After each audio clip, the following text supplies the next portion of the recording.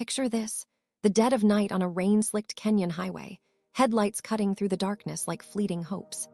A sleek white Mercedes-Benz E350 glides along the Nairobi-Nakuru road, carrying a man who's seen the heights of power and the depths of controversy, a fighter who's danced with destiny more times than most. Suddenly, a wrong move, a veer into the opposite lane, and in an instant, metal twists, glass shatters, and a life that's burned brightly for decades flickers out. That's how Kenya woke up to the heartbreaking news on December 13, 2025. Cyrus Jirongo, the fearless political titan, the self-made billionaire turned resilient survivor, gone at just 64 in a tragic head-on collision with a passenger bus near Karai in Naivasha. The impact was merciless, serious head injuries claiming him on the spot, leaving behind a nation in shock and a family reeling from yet another cruel blow. Today, we're tracing the extraordinary journey of this larger-than-life figure, a man whose story weaves ambition, triumph, heartbreak, and unyielding spirit, from dusty village paths to the corridors of power, and everything in between. Let's step back to the beginning, to March 21, 1961, when Cyrus Jirongo entered the world in the lush greens of Lugari, Kakamega County, in what was then Kenya's western province. Born just months before independence dawned, he grew up in a time of promise and upheaval, the son of a pastor whose teachings on truth and repentance would echo through Cyrus's life, even as politics tested those ideals. Young Cyrus was sharp, ambitious, attending the prestigious Mangu High School from 1978 to 1981, where he honed a mind that would later outmaneuver opponents and spot opportunities others missed. But it was in the early 90s that his star exploded. At barely 30, he burst onto the national scene as chairman of youth for KANU 92, a bold, controversial lobby group of fiery young leaders rallying behind President Daniel Arap Moi in Kenya's first multi-party elections. Picture the rallies, cash flowing like rivers, crowds roaring, and Cyrus at the helm, dishing out money with a flair that earned him whispers of billionaire status overnight. He wasn't just campaigning, he was rewriting the rules, mobilizing the youth with a charisma that turned heads and shifted votes. Alongside figures like a young William Ruto, who served as treasurer, they kept KANU in power, but the group's lavish spending sparked endless debates, allegations of unchecked funds that Cyrus would brush off with his trademark bluntness.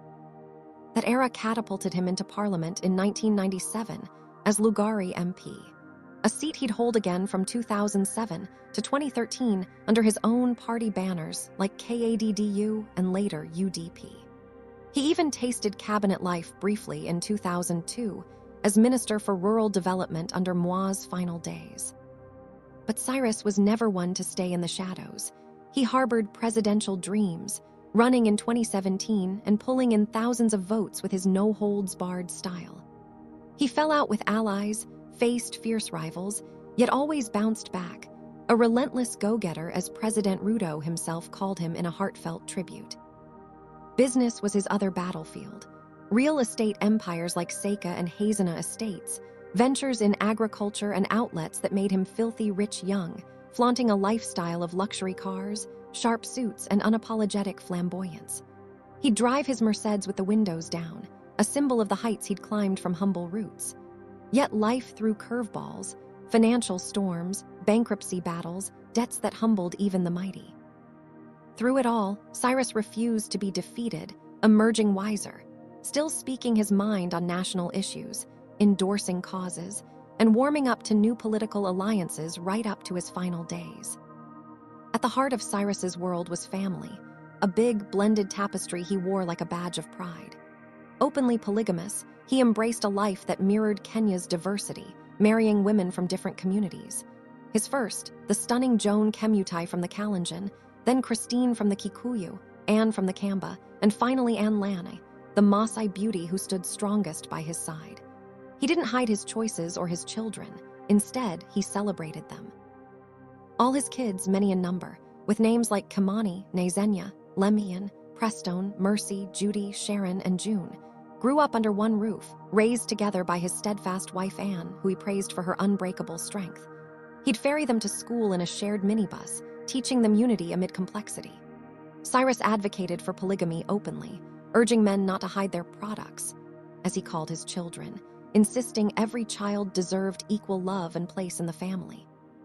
But joy came laced with profound sorrow. Just months ago, in March 2025, tragedy struck when his daughter Lorraine Elizabeth Colum-Wajelagat, a vibrant 33-year-old mother of 3, passed after a short illness.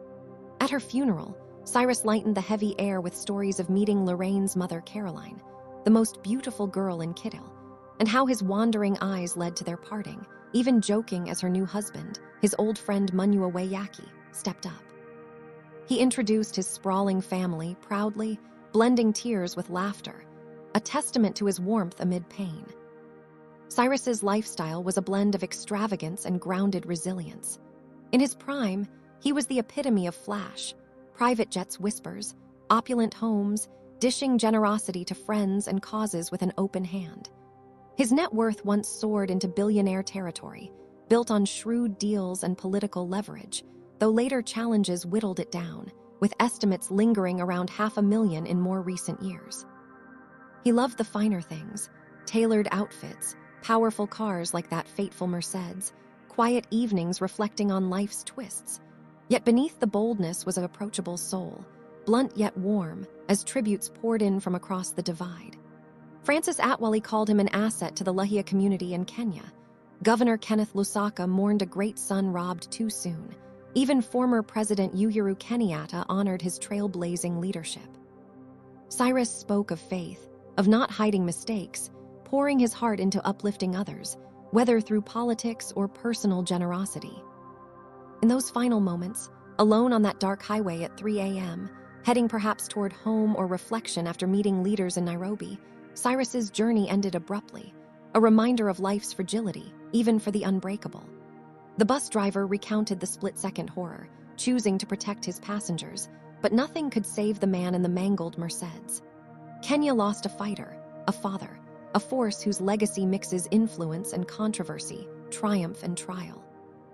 At 64, he leaves behind wives grieving deeply, children carrying his fire, grandchildren like Jabari, Michaela, and Arya who will hear stories of Grandpa's unyielding spirit. It's emotional, isn't it?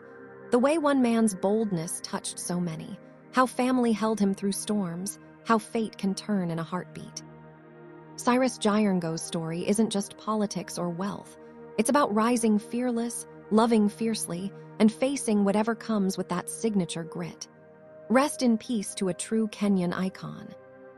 If this tale of resilience and heart touched you like it did me, please hit that like button and subscribe for more stories of lives that shaped nations. Your support keeps these memories alive. Until next time, drive safe, cherish your loved ones, and keep fighting the good fight. Peace.